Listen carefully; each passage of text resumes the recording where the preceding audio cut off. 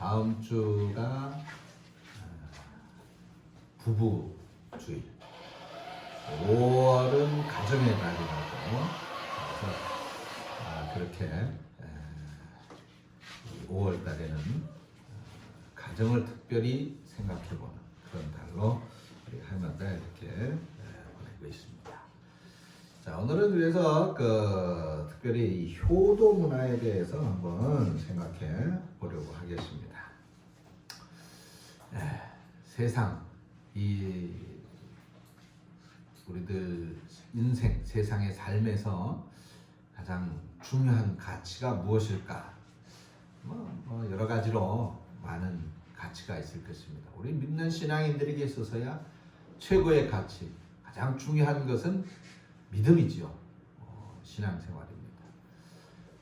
그게 또 다른 우리 신앙의 문화와 다른 또 문화 속에 사는 세상의 사람들에게 있어서 빼놓을 수 없는 가치 중에 중요한 가치가 바로 이 효도하는 효문화, 효의 가치라는 생각이 듭니다. 이 효는 예수 믿는 사람들뿐만 안 믿는 사람들뿐만 아니라 예수님을 믿는 우리들에게도 아주 중요한 가치가 되죠. 그래서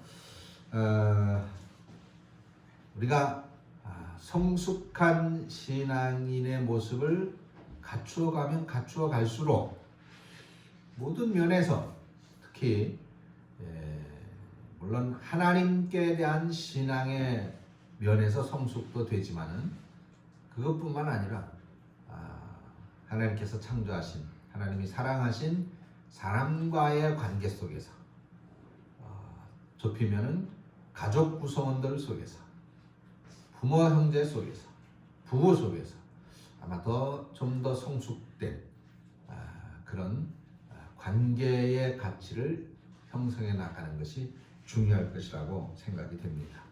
그렇게 될 때에 정말 교회도 성숙한 교회요, 건강한 교회가 되어질 뿐만 아니라 교회가 건강해지면 당연히 좋은 세상, 아름다운 세상, 살만 나는 세상을 우리 그리스도인들이 주도해 나갈 수 있을 것입니다.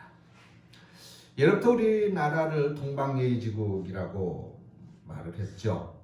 효가 근본이 된, 기본, 근간이 된 그런 나라입니다. 부모에게 효도하고 또 어른들을 공경하는 그런 미풍양속을 장려하고 또 그것을 지녀왔습니다. 이런 전통 윤리의 핵심은 경로 효친의 정신이었다라고 말할 수 있습니다. 지금은 우리나라도 물질 문명의 폐해에 의해서 참 이런 경로 효친의 사상이 사실 많이 사라졌습니다. 저희들이 어릴 때만 해도 명절 때, 설날 때 같은 경우에는 동네 모든 어른들에게 세배를 하러 다닌 기억이 납니다.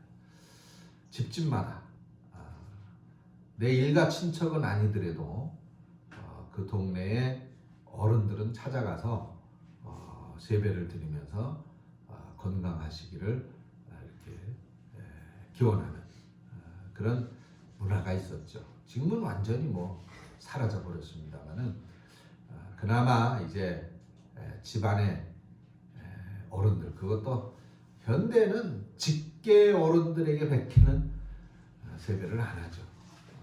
집안 어른들이 찾아가서 세배하는 그런 문화는 이제 없어져 버려서 참 안타까운 마음이 없지 않아 있습니다. 이 어른들을 존중하고, 더 나아가서는 그런 어른들 존중이 모든 사람들에 대한 존중, 더 나아가 인권 존중의 그런 윤리 규범을 어려서부터 학습하고 또 배워나가는 그런 모습이 있었는데 지금은 구시대의 유물처럼 그렇게 취급되어져 버리는 안타까움이 있습니다. 참 그런 결과로 인해서 사실 이 청소년의 과격한 폭력과 또 성범죄가 급증을 하고 10대 미혼모의 증가라든가, 그리고 부모의 이혼으로 탈선하는 청소년들의 증가, 또 남아선호 사상에 따른 그런 성비의 불균형, 가정폭력과 존속의 살해, 부모 봉양의 기피, 이런 윤리적인 위기 상황을 현 시대는 사실 맞이하고 있습니다. 그저께가 이제 어머니날, 옛날에는 어머니 날이었습니다. 미국에는 Mother's Day라고 해서 어머니 날이 있고, 그 어머니 날이 있고 한 달 후에 Father's Day, 아버지의 날이 또 있습니다. 그렇게 해서 어머니의 날과 아버지의 날을 따로 그렇게 갖고 있는데, 우리나라는 어머니의 날, 어머니 날 그랬다가 이 아버지들은 너무 소외되는 게 아니냐 그래가지고 어버이날로 그렇게 바뀌어져서 전해져 오고 있죠. 어버이날, 저도 어머님을 찾아서 인사를 드리고 이 어머님의 은혜라는 노래를 불러드렸습니다. 어머님하고 같이 그렇게 불렀는데, 우리 아들 보러 좀 불러보라 그랬더니 우리 아들은 우리 세대의 노래가 아닙니다 그렇게 시대가 이렇게 바뀌었어요. 시대가. 우리 때는 학교에서 아예 배우지 않았습니까? 뭐 스승의 날 노래, 어버이날, 어머니의 날 노래, 이거를 학교에서 배웠는데, 지금은 이제 그런 게 좀 많이 없어진 것 같아요. 참 어머니의 노래, 나실제 괴로움 다 잊으시고 하는, 시작하는 그 노래인데, 지금 그게 조금 바뀌었다고 그래요. 그 가사가 좀 바뀌어져서 부른다고 합니다. 그래서 제가 그 가사를 한번 읽어드려 볼 테니까 여러분들 한번 잘 외워놨다가 사용해 보시기 바랍니다. 나실제 무통분만 쉬 나으시고, 기르실제 할머니가 다 키우시고, 하기스 남양 분유 갈아주시며 어머님의 희생은 가히 없어라. 아가씨 몸매를 가꾸고 계시네. 하늘 아래 엄마 기대 끝이 있으랴. 어머니의 잔소리 가히 없어라.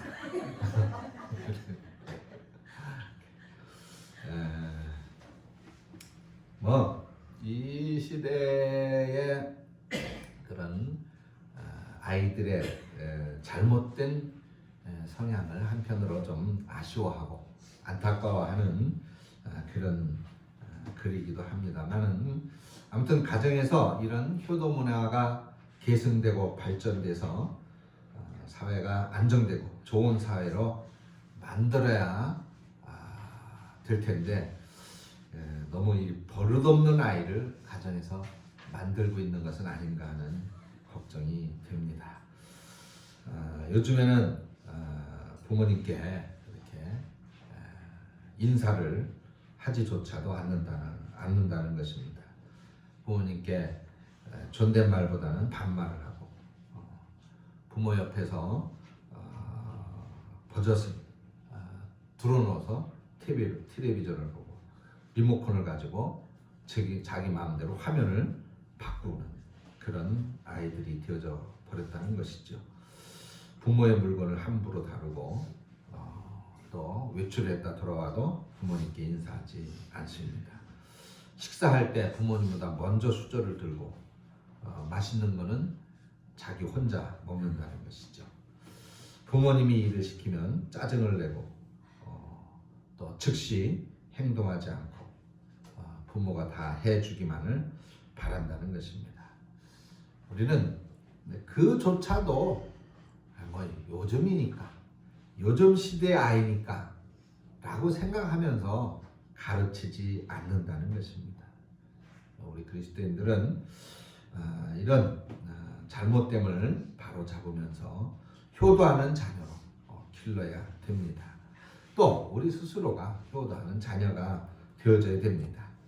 효도는 모든 도덕의 근간이기 때문이죠. 그리고 사회 기초 집단인 가정을 안정시키고 또 가정의 안정에서 가정의 안정에서 사회의 안정으로 그리고 국가의 안정으로 연결시키는 아마 기본 윤리의 개념이라 해도 결코 과하지 않은 말일 것입니다. 더더군다나 우리 신앙인들이 그래야 되는 이유는 하나님께서 이 효도에 대해서 강조하고 있기 때문입니다. 우리가 중요하게 여기고 있는 이 10계명을 하나님 주시면서 인간에 대한 첫 번째의 계명으로 바로 이 부모에게 효도해야 한다는 계명을 주셨죠. 이 땅에서 잘되고 건강하게 장수하게 되는 비결이 있는데 그게 바로 효도라고 하나님 말씀하고 있습니다. 신명기 5장 16절을 보면 너는 네 하나님 여호와께서 명한 대로 네 부모를 공경하라. 그리하면 네 하나님 여호와가 네게 준 땅에서 네 생명이 길고 복을 누리리라. 믿으십니까? 예. 축복과 저주의 기준이 바로 효도라고 말씀하고 있는 것입니다. 하나님께서는 이 하나님의 계명을 지켜서 행하면 복을 주실 것이고 그렇지 못하면 저주를 주실 것이라 말씀하고 있습니다.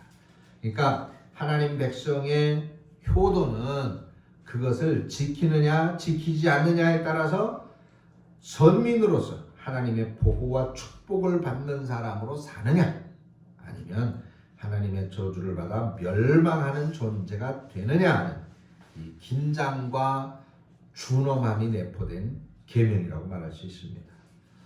효도하지 않는 사람은 신명기 21장 18절에서 21절까지 보니까 성 밖으로 끌어내서 돌로 쳐 죽이라고 그랬어요.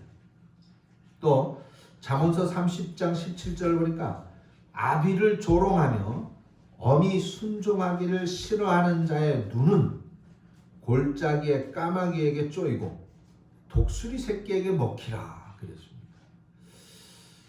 좀 무시무시한 그런 말씀이죠. 객사시키라는, 그러니까 집 밖에서 죽이라는 그런 얘기입니다. 그만큼 이 효가 중요하다는 것을 성경도 말씀하고 있는 것입니다.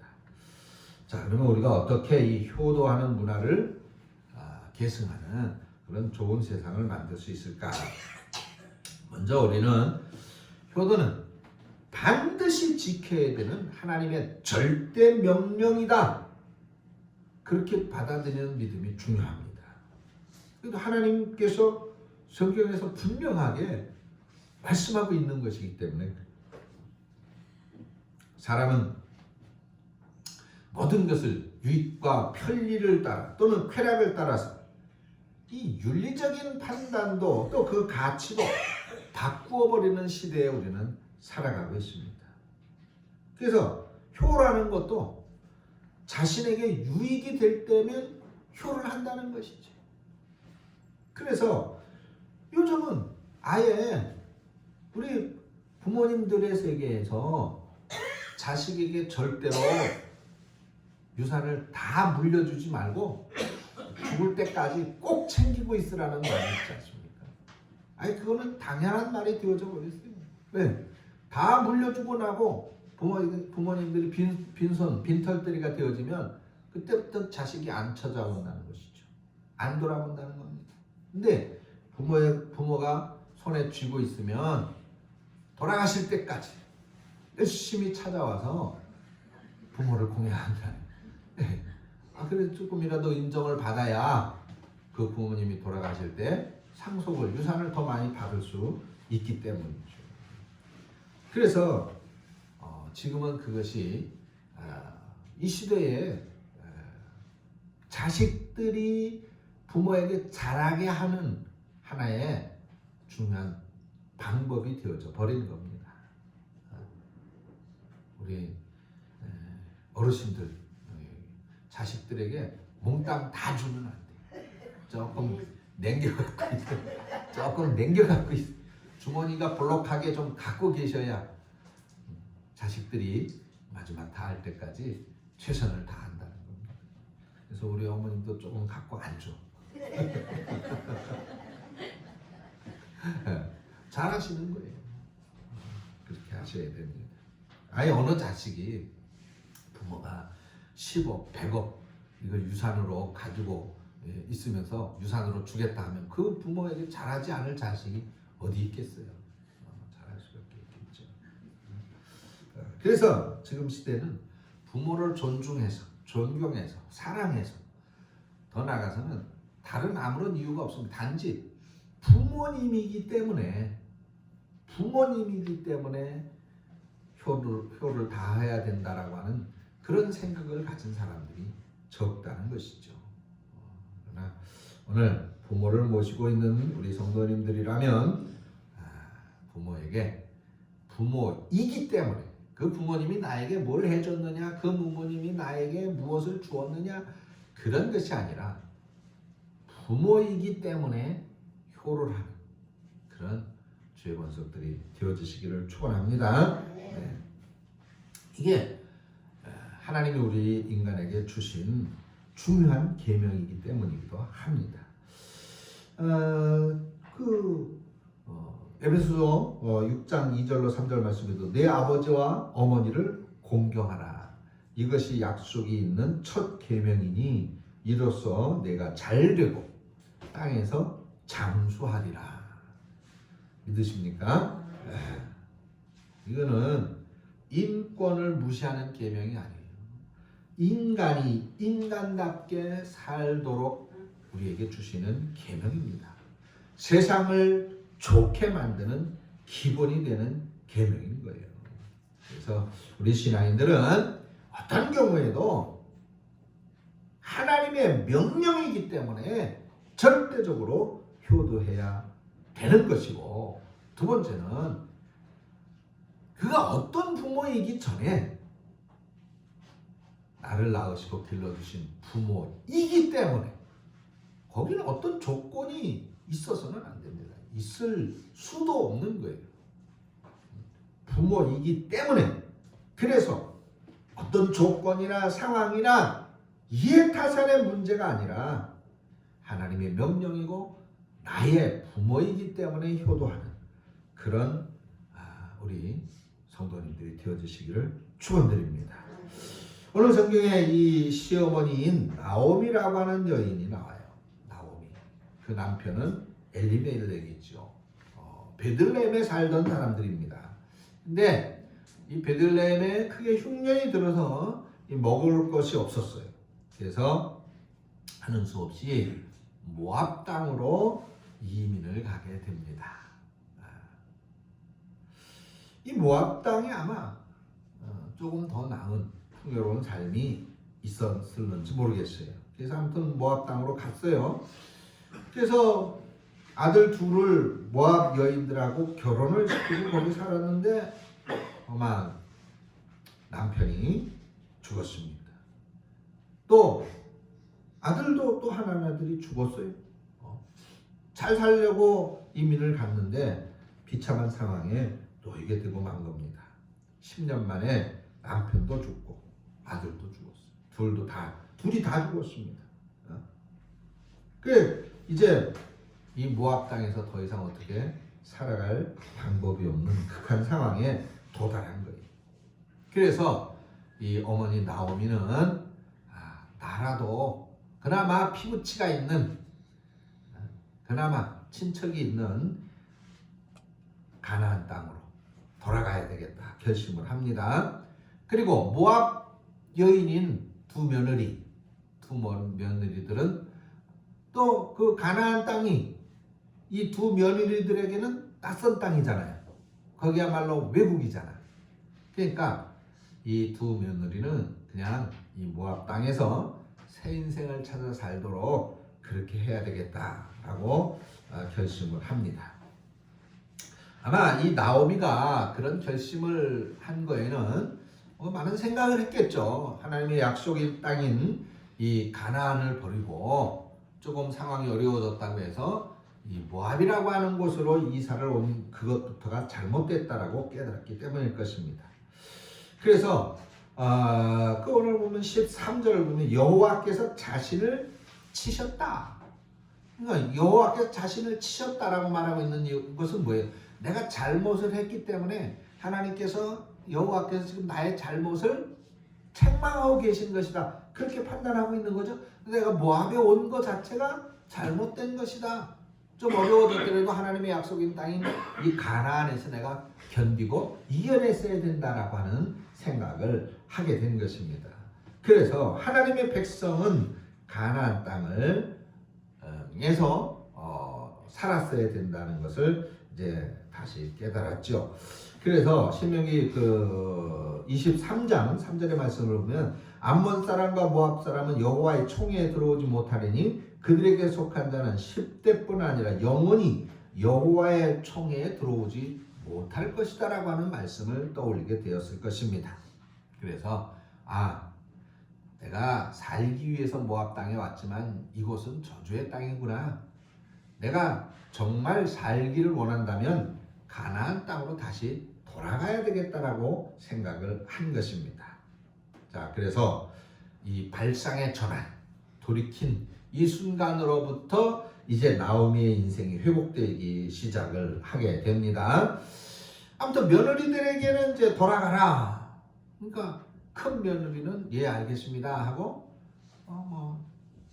자기 집으로 갔든지 떠났습니다. 그런데 둘째 며느리 룻이라고 하는 며느리는 안 가겠다는 거예요. 시어머니를 따라서 나도 가나안으로 가겠습니다라는 겁니다. 그 당시 문화로는 도저히 상상할 수 없는 일이에요. 모압 여인이다 말이죠. 전통적으로 모압 사람들은 그모스라고 하는 신을 섬기는 사람들입니다. 외국 사람들, 우리나라도 옛날에는 외국인과 결혼하면 조금 안 좋은 눈으로 봤잖아요. 그런 것처럼 그 당시에도 외국인과 결혼하면 손가락질을 당할 때입니다. 근데 남편이 죽었어요. 더군다나. 그 시어머니가 이제 너희들 나라 사람들에게로 돌아가라 그러니까 이제 그야말로 해방이죠, 해방. 조롱받던 삶에서 손가락질 받던 삶에서 이제 해방되는 거예요. 잘된 일입니다.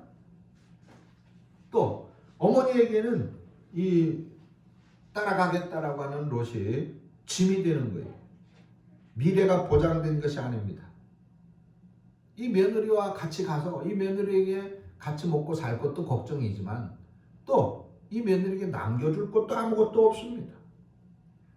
더군다나 입이 하나 붙어서 가니까 자신에게도 아무런 이익이 없습니다. 그런데 이 시어머니 나오미에게 롯은 끝까지 따라가겠다고 작정을 해요. 즉 효도하기로 작정을 하는 것입니다. 이 어머니 나이 들고 늙어 노쇠한 어머니를 그냥 돌려보내는, 거기서 또 이 어머니가 어떻게 힘든 삶을 살아갈 수 있겠나? 나라도 가서 이 어머니를 봉양하고 나라도 가서 뭔 일을 하든 해서 이 어머니가 먹고 살 수 있도록 해야 되겠다라고 하는 결심을 했겠죠. 그래서 18절을 보면 룻이 자기와 함께 가기로 결심함을 보고라고 말씀하고 있는 걸 볼 수 있습니다. 아마 단단히 결심을 작정을 해버린 것 같아요. 왜 그랬을까? 우리는 이 룻이라고 하는 이방 여인이 그렇게 효도하게 된 근거를 찾아볼 수가 있는데, 만일 내가 죽는 일 외에 어머니를 떠나면 여호와께서 내게 벌을 내리시고 더 내리시기를 원합니다 라고 말하고 있어요. 모압 여인이 여호와께서라고 말합니다. 이방 여인이요, 모압 여인. 그런데 이 룻이 나오미의 가정에 시집을 와서 아마 하나님의 말씀을 배운 것 같아요. 이방 신을 섬기는 그런 불신 가정에서 산 여인이었지만은 믿는 가정에 시집 와서 하나님의 말씀이 부모에게 어떻게 말씀하시는지를 배운 것 같습니다. 하나님께서 부모에게 효도하면 잘되고 장수한다고 말씀하시는데, 만약 불효하면 무서운 형벌을 주겠다 말씀하시는 걸 배운 것 같아요. 아까도 말씀을 드렸듯이 잠언서 30장 17절에 아비를 조롱하며 어미 순종하기를 싫어하는 자의 눈은 골짜기에 까마귀에게 쪼이고 독수리 새끼에게 먹히리라. 신명기 27장 16절에 부모를 경홀히 여기는 자는 저주를 받을 것이다. 신명기 21장 18절로 21절에 성 밖에 끌어내서 돌로 쳐 죽일 것이다. 잠언서 30장 17절에 객사할 것이다. 말씀했단 말이죠. 이 말씀들을 아마 룻이 배운 것 같아요. 그래서 룻은 그 하나님의 말씀을 중히 여기고 효도할 것을 결심하고 그리고 시어머니 나오미를 평생 모시기로 그렇게 결정을 하고 이제 따라간 것입니다. 자, 그러면 이 롯의 결정, 이 효도할 것을 결심한 롯의 이 결심이 과연 잘못한 결심이었을까요? 우리는 너무나도 잘 알고 있죠. 그 결과를 잘 알고 있습니다. 시어머니를 따라서 돌아왔는데 가나안 땅으로 왔는데 거기서 베들레헴에 와서 이제 보아스라고 하는 남자를 만납니다. 그리고 그 남자와 결혼해서 아이를 낳게 되고 그 아이가 결국 다윗의 가문에 들어오고 이방 여인으로서 메시아이신 예수님의 족보에 드는 그런 여인이 됩니다. 후대 많은 사람들에게 칭송받는 여인이 됐습니다. 이삭이 아버지 아브라함의 명령에 순종했죠. 그래서 손해를 봤습니까? 이삭이 결혼할 때 결혼할 배우자 한번 만나보지도 못했습니다. 근데 아버지의 말씀에 순종했죠. 아버지가 자신을 죽이는데도 순종했죠. 결국 이삭은 어떻게 됐어요? 성경을 보면 창세기 35장 26장 12절 14절에 이삭이 그 땅에서 농사해 그의 100배나 얻었고 여호와께서 복을 주심으로 그 사람이 창대하고 왕성하여 마침내 거부가 되어 양과 소가 떼를 이루고 노복이 심히 많은 거 블레셋 사람들이 그를 시기했다고 말씀합니다.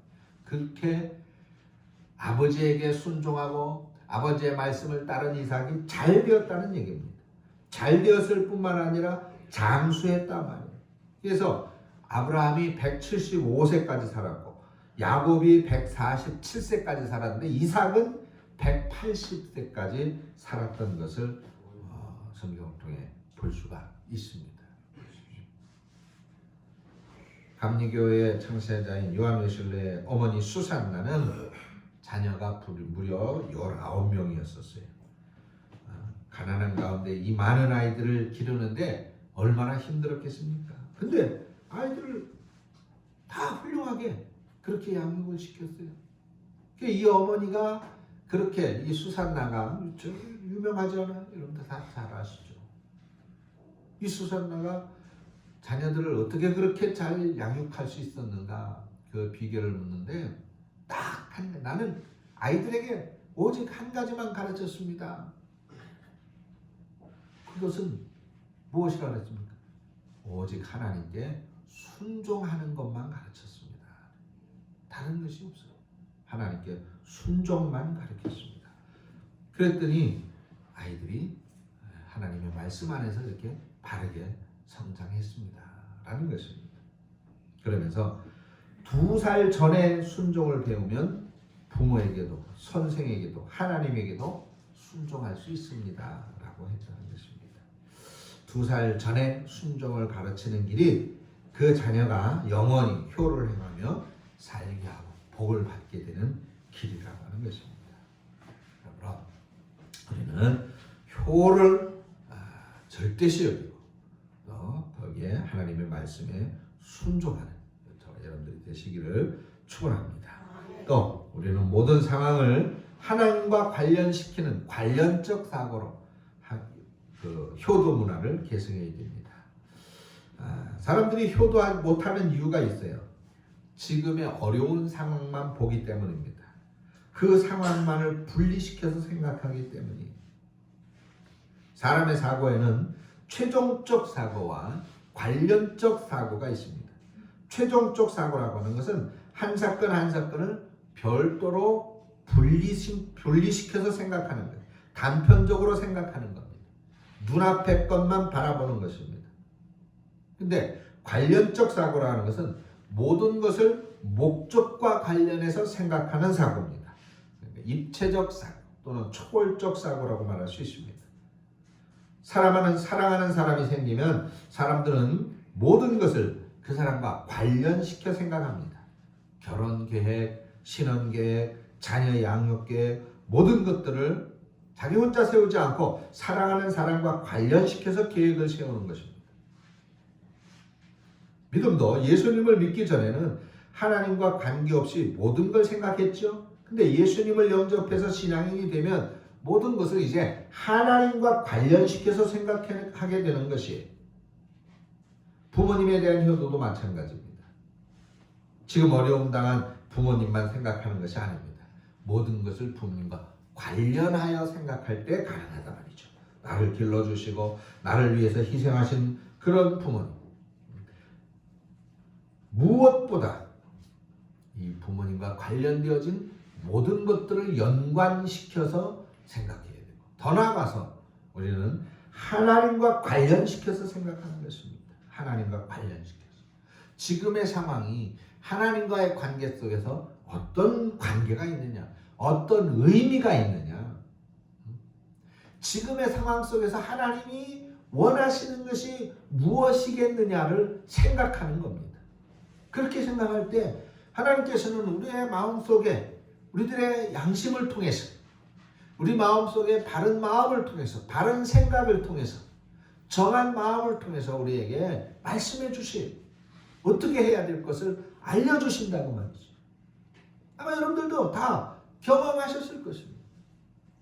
우리에게 믿음이 살아있다면 우리는 우리의 양심을 통해서, 우리 속에 정한 마음을 통해서 우리에게 주시는, 들려주시는, 요구하시는 그는 하나님의 말씀을 들었을 것입니다. 하나님의 백성으로서, 자녀로서 내가 어떻게 살아야 되는지, 무엇을 해야 되는지 하나님이 나에게 주시는 말씀을, 하나님이 내가 어떻게 하기를 원하시는 그 하나님의 원하심을 우리는 들을 수 있을 것이다 말이죠.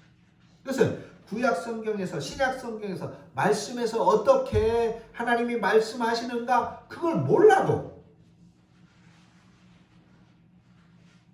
하나님께서 말씀하신 성경 구절을 내가 외우고 있지 못해도 하나님과 관련해서, 부모와 관련해서 연관해 생각하면 내 마음속에서 들려지는 하나님의 말씀이, 하나님의 요구가 있을 거라는 것입니다. 우리는 그것을 깨닫고 그것을 받아들이며 믿고 실천하는 것이 중요하다라고 하는 것을 말씀합니다. 자, 이방인 이 모압 땅에 와서 다 잃어버렸어요. 남편도 또 자식, 아들 둘도 다 잃어버렸어요. 이 나오미에게 뭐가 남았겠습니까? 아무것도 남지 않았겠죠. 말 그대로 우리가 험한 말로 한다면 거지된 겁니다. 쪽박 찬 것이죠. 얼마나 처절한 상황입니까?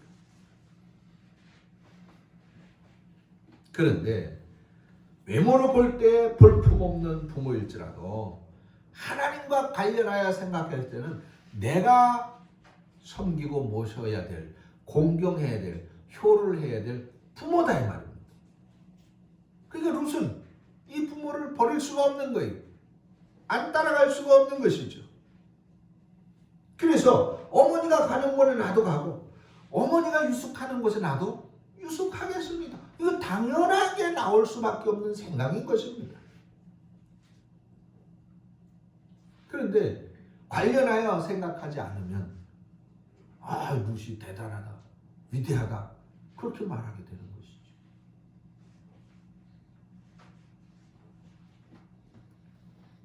오늘 저와 여러분들도 이 룻처럼 하나님과 관련시키는 사고가 우리 속에 있어지기를 축원합니다. 16절에 어머니의 백성이 나의 백성이 되고 어머니의 하나님이 나의 하나님입니다 라고 말씀하고 있어요. 17절에 내가 죽는 일 외에 어머니와 떠나면 여호와께서 내게 벌을 내리고 더 내리시기를 원합니다. 모든 걸 하나님과 관련하여 어머니를 생각하고 있는 것입니다.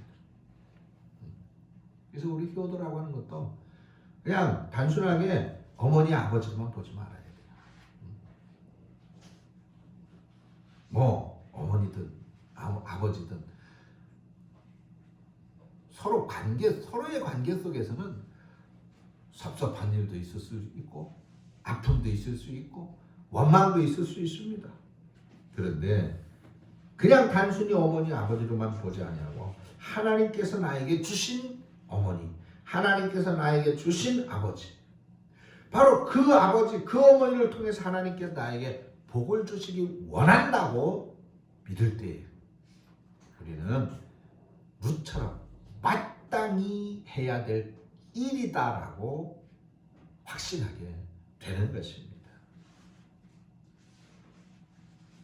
구약성경에 보면 함은 아버지 노아가 포도주에 취해서 벌거벗은 모습을 보고 아버지를 비난하죠. 그랬다가 그 아들인 가나안이 형제들의 종이 되는 벌을 받습니다.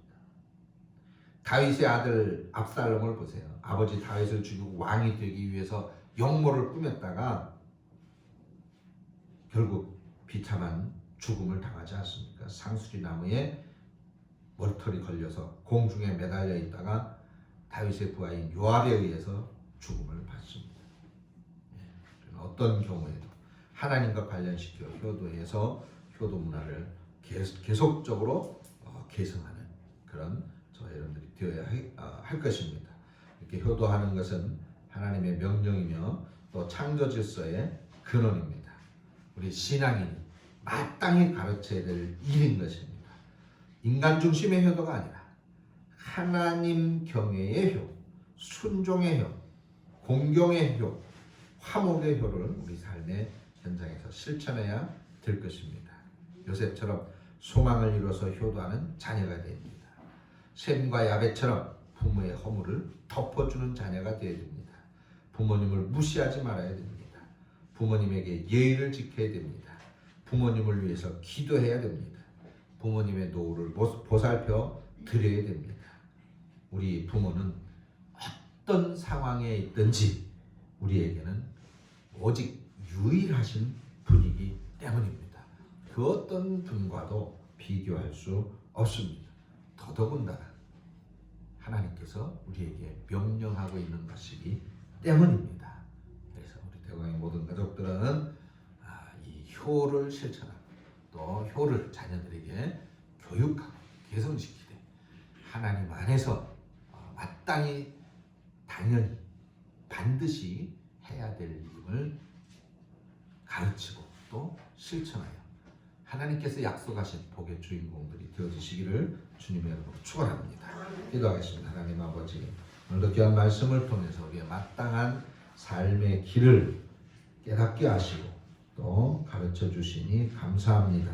우리가 그 믿음대로 효를 실천하는 삶을 살아가는 우리 성도들이 되게 하시고 그러므로 약속하신 또한 큰 복의 주인공들이 되어지게 하여 주시옵시며 우리 신앙인들을 통해서 이 놀라운 축복의 근간인 바로 이 효를 잘 가르치고 계승하여 나아가 그래서 이 사회를 변화시키고 또 희망의 사회, 밝은 사회로 바꿔나가는 데 쓰임받는 귀한 주의 백성들이 되게 하여 주시옵소서. 예수님의 이름으로 기도합니다. 아멘. 찬송가 50장 찬송 부르시면서 들으시는 님을 원합니다.